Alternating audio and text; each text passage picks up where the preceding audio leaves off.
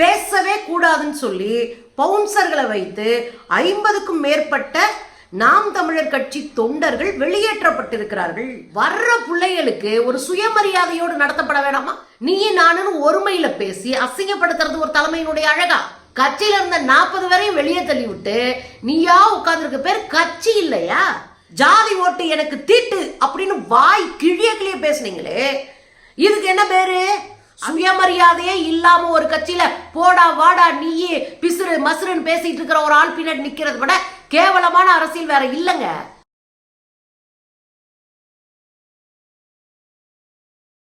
வணக்கம் தோழர்களே. நெல்லையில சீமானவர்கள் நடத்திய கலந்தாய்வு கூட்டத்துல கேள்வி கேட்க எழுந்த கட்சி தொண்டர்கள் மீது தாக்குதல் நடந்திருக்கு. பெரிய கைகலப்பே நடந்திருக்கு. பேசவே கூடாதுன்னு சொல்லி பவுன்சர்களை வைத்து 50க்கும் மேற்பட்ட நாம் தமிழர் கட்சி தொண்டர்கள் வெளியேற்றப்பட்டிருக்கிறார்கள். அவங்க செல்போனை புடுங்கி வச்சுக்கிட்டு அராஜகம் பண்ணியிருக்கு இந்த பீசு சீமான். அவங்க பெரிய மன உளைச்சலோடு அவமானத்தோடு வெளியேறி இருக்கிறார்கள். இங்க எனக்கு ஒன்று புரியவே மாட்டேங்குதுங்க. ஒரு கட்சி எப்படி இருக்கணும், ஒரு கட்சி தலைவன் எப்படி இருக்கணும் அப்படின்னு எந்த இலக்கணமே இல்லாத ஒரு டம்மி பீஸு, ஒரு ஜோக்கரு இந்த சீமான். இந்த ஜோக்கர் சீமான் அந்த கட்சி பிள்ளைங்க உயிரை விட்டு வேலை பார்த்துட்டு இருக்கான். அவன் ஏதோ ஒரு நம்பிக்கையில உள்ள வர்றான். ஏதோ தமிழ் தேசியம் மலர்ந்துரும், சீமான் அறுத்து அப்படியே தள்ளிடுவாருன்னு நம்பிக்கையில உள்ள வர்றான். வர்ற பிள்ளைகளுக்கு ஒரு சுயமரியாதையோடு நடத்தப்பட வேணாமா? நீ நானும் ஒருமையில பேசி அசிங்கப்படுத்துறது ஒரு தலைமையினுடைய அழகா? அப்படி ஒரு நாளும் பேச மாட்டாங்க தலைவர்கள். தலைவர்கள் கட்சியை ஒருங்கிணைப்பாங்க, கட்சியில வர்ற பிரச்சனைகளை தலையிடுவாங்க, அதற்கு வழிகாட்டுவாங்க, சரி தவறு என்று கற்றுக் கொடுப்பாங்க. இது எதுவுமே தெரியாத அரைவேக்காடு தான் சீமான்.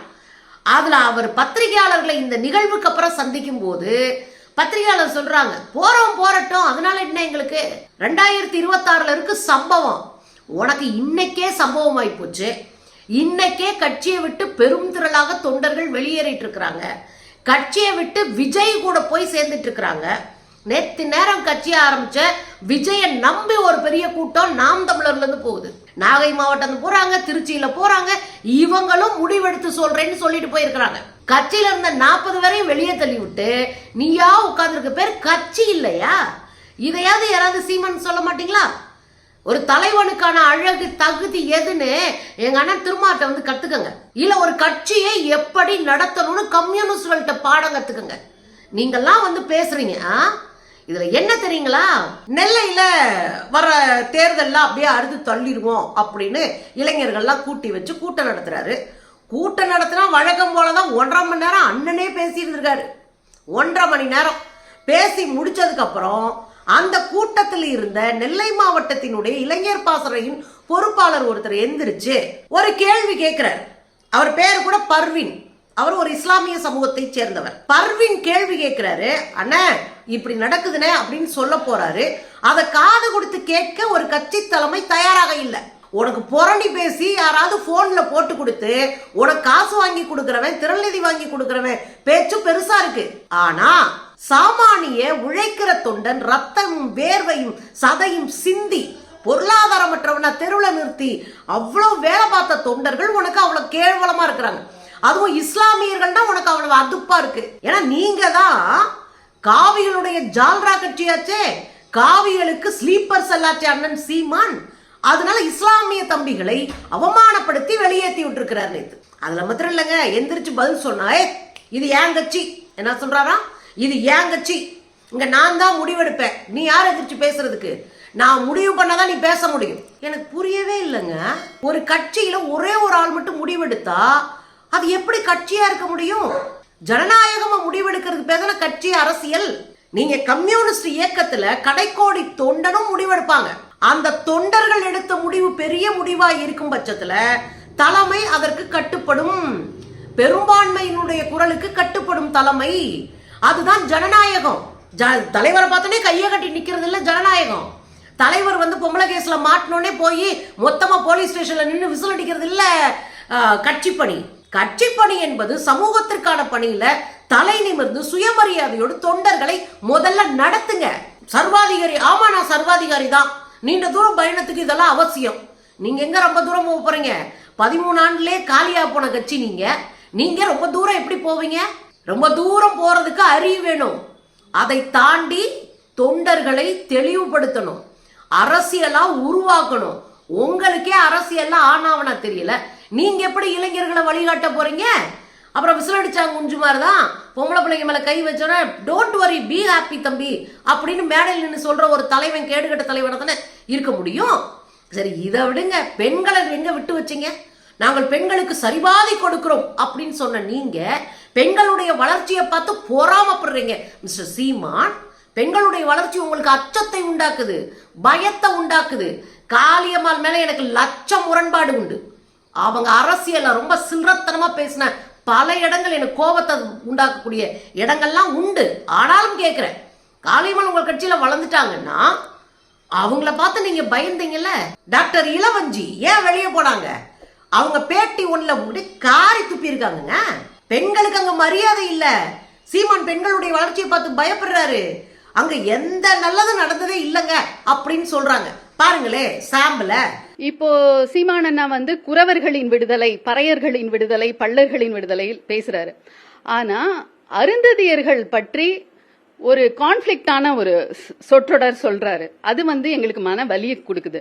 பாத்தீங்களா, இதுதான் சீமானுடைய லட்சணம். அப்படி எதுக்கு அந்த சண்டை வந்துச்சு அப்படின்னா, இந்த பசங்களை ஜாதியாக அணிதிரட்டுகிறார்கள் ஒரு குற்றச்சாட்டு இந்த பசங்க மேல வைக்கிறாங்க. முதல்ல இந்த பேசின பசங்க எல்லாருமே கிறிஸ்தவர்களாக இஸ்லாமியர்களாக இருக்கிற பசங்க. இஸ்லாமிய பசங்க மேல பிரச்சனை பண்ண பிறகுதான் எல்லாரும் எந்திரிச்சு கேள்வி கேட்கிறாங்க. அங்க பக்கத்துல இருக்கிற எல்லா பகுதியில செயல்பாட்டாளர்கள் இருக்கிறவங்களும் எந்திரிச்சு கேள்வி கேட்கிறாங்க. அத்தனை பேர் கூட சண்டை போறாரு நம்ம அண்ணன். நாங்குநேரி வட்ட தொகுதியினுடைய பொறுப்பாளர் அந்தோணி விஜய், அவர் இவருக்காக எந்திரிச்சு கேள்வி கேட்டா அவர் அடிக்க பாயிறாரு சாட்டை துரைமுருகன். இது எனக்கு புரியவே இல்லைங்க. சீமான் ஒரு பக்கம் அராஜகம் பண்றாரு, எதற்காக சாட்டை துறைமுகனை இப்படி வாழூரி விடுறாரு சீமான்? அப்படி எதுல சிக்கி இருக்காரு? இன்னும் பயங்கரமா சிக்கி இருப்பாரு போல இருக்கே. அதனாலதானே இவ்வளவு நடந்தும் கைய கட்டிக்கிட்டு ஐயா அப்படின்னு சீமான் சாட்டை துறைமுருகன் முன்னாடி நிக்கிறாரு. இப்ப நான் இன்னொன்னு கேக்குறேங்க, கட்சிக்கு உழைச்சவன் கேள்வி கேட்பான், அதுக்கு பதில் சொல்றது உங்க பொறுப்பு. அது என்ன ஏன் கட்சி ஏன் கட்சி? உங்க கட்சியா இருந்தா உங்க பொண்டாட்டி பிள்ளைகளோட வச்சுட்டு வீட்டுல உட்கார வேண்டியதானே? எதுக்கு அதை வெளியே கொண்டு வந்து உட்காந்து பேசுறீங்க? அதுல கேட்கிறார் பத்திரிகையாளர்கள்ட்ட, ஏன் இந்த 10 பேர் வெளியே போனதுனால எங்க விலைவாசி ஏறி போச்சா, நாடு நாசமா போச்சான்னு கேட்கிறாரு. ஏன்பா, அடுத்தவங்க கட்சி ஆரம்பிச்சோம் உங்களுக்கு அவ்வளவு அசால்ட்டா பேசுவீங்க. விஜய் கட்சி ஆரம்பிக்கிறான்னா அகில உலக வெற்றி கழகம்னு ஆரம்பிக்க வேண்டியதானே? எதுக்கு தமிழக வெற்றி கழகம்னு ஆரம்பிக்கிறீங்கன்னு கேக்குறீங்க. அது அவங்க இஷ்டம், அது அவங்க கட்சி வேலை. உன்னை யாரு தலையிட சொன்னா? பத்திரிகைக்காரங்க கேள்வி கேட்டா இது என் கட்சி பிரச்சனை, அதையும் பேசுறீங்கன்னு கேக்குறீங்கல்ல நீங்க. உங்களுக்கு ஒரு நியாயம், மற்றவர்களுக்கு ஒரு நியாயமா? அவர் தமிழக வெற்றி கழகம் வைக்கட்டும், திராவிட வெற்றி கழகம் வைக்கட்டும், அனைத்து இந்திய வெற்றி கழகம் வைக்கட்டும், அது அவங்க சொந்த விருப்பம். நீங்க யாரு கேள்வி கேட்க? அப்புறம் உதயநிதி துணை முதல்வர் ஆகுறாரு. துணை முதல்வர் ஆக்குனது அவங்களுடைய கட்சியில பேசி அவங்க எல்லாம் ஆக்குறாங்க. அது அவங்க கட்சி நிகழ்வு. நீங்க ஏன் தலையிடுறீங்க? அது என்ன உதயநிதி அவங்க கட்சிக்குள்ள நீங்க யார் மண்டையை விடுறதுக்கு? அப்போ மத்தவங்களும் கேட்கத்தான் செய்வாங்க, பத்திரிகைக்காரங்க கேட்கத்தான் செய்வாங்க. உழைக்கிற பசங்களை உங்க கட்சிக்காக பாடுபட்டவங்களை தூக்கி வெளியே போட்டுட்டு போற போக்குல நொட்டாங்கையில தட்டிடலாம்னு நினைச்சா சமூகம் கேள்வி கேட்கும், நாங்களும் கேள்வி கேட்போம். இது உங்க வீட்டுக்குள்ள உங்க ரூம்குள்ள நடக்கிற வரைக்கும் தான் உங்க பிரச்சனை. இது தெருவுக்கு வந்துருச்சுன்னா கேள்வி எல்லாரும் கேட்பாங்க, அதுக்கு நீங்க பதில் சொல்லணும். அதுக்கு பதில் சொல்ல வக்கில்லைன்னா இப்படி உளறி கொட்டக்கூடாது. இல்ல இன்னொன்னு நான் கேட்கிறேன், இந்த பசங்களை அடிச்சு வெளியே தள்ளி விட்டீங்களே, செல்போனை புடுங்கிட்டு வெளியே தள்ளி விட்டீங்களே இந்த சின்ன பசங்களா, நான் ஒரே ஒரு கேள்வி கேட்கிறேன் மிஸ்டர் சீமான். சாதியாக மக்களை திரட்டிட்டார்கள், சாதியா ஒருங்கிணைச்சிட்டாங்க, அதனாலதான் நான் அவங்களை வெளியேற்றிருக்கேன்னு சொன்னீங்களே, நீங்க சாதியா பேசலையா? சாதி குறித்து உங்களுக்கு என்ன கருத்து இருக்கு? இளவஞ்சி சொல்றாங்க அன்னைக்கு பேட்டியில, சாதியாகத்தான் சீமான் இருக்காரு, அதுலயும் அருந்ததி மக்களை கேவலமா பேசுறாரு அப்படின்னு அவங்க பேட்டி கொடுத்திருக்காங்க. அப்ப நீங்க சாதியா பேசுற லட்சணம் தெரியுமா மக்களுக்கு? நான் இன்னொரு தெளிவான ஒரு கேள்வியை கேட்கிறேங்க. சாட்டை துரைமுருகன் வாய்க்கு வாயி கொண்டையங்கோட்டை மறவர் பேசுறாரு, ஆனா அவரெல்லாம் வேடிக்கை பார்க்கறாருன்னு உங்க கட்சி தொண்டர்கள் கேட்கிறாங்க. அப்ப கொண்டையங்கோட்டை மறவர்னு சொன்னா உங்களுக்கு இனிக்குது, ஆனா ஒருத்தரை வெளியேற்றணும்னா சாதி பழியை போட்டு வெளியேற்றுவீங்க. ஆனா நீங்க என்ன யோகியன் நான் சொல்லவா, பட்டியல் போடவா? கன்னியாகுமரியில ஜெனிஃபர்னு ஒரு பொண்ணை நிக்க வச்சீங்க தேர்தல்ல. அந்த பொண்ணு கிறிஸ்தவ நாடார் சமூகத்தை சேர்ந்த பொண்ணு. ஏன் கன்னியாகுமரியில அந்த பொண்ணை நிக்க வச்சீங்க? அங்க 2 வகையான நாடார்கள் இருக்காங்க, இந்து நாடார்கள், கிறிஸ்தவ நாடார்கள், சரிக்கு சமமா நிக்கிறாங்க எண்ணிக்கையில. அதனால கிறிஸ்தவ நாடார்களுடைய ஓட்டை புடுங்கிறதுக்காக நீங்க அங்க ஒரு கிறிஸ்தவ நாடார் பொண்ணை நிப்பாட்டினீங்க. இது ஜாதி இழிவு இல்லையா மிஸ்டர் சீமான்? சரி, இப்படி வாங்க. இடைத்தேர்தல் வந்துச்சு ஈரோட்ல, மேனகா நவநீதன் அப்படின்னு ஒரு பொண்ணை நிறுத்துனீங்க. அந்த பொண்ணு முதலியார் ஜாதியை சேர்ந்த பொண்ணு.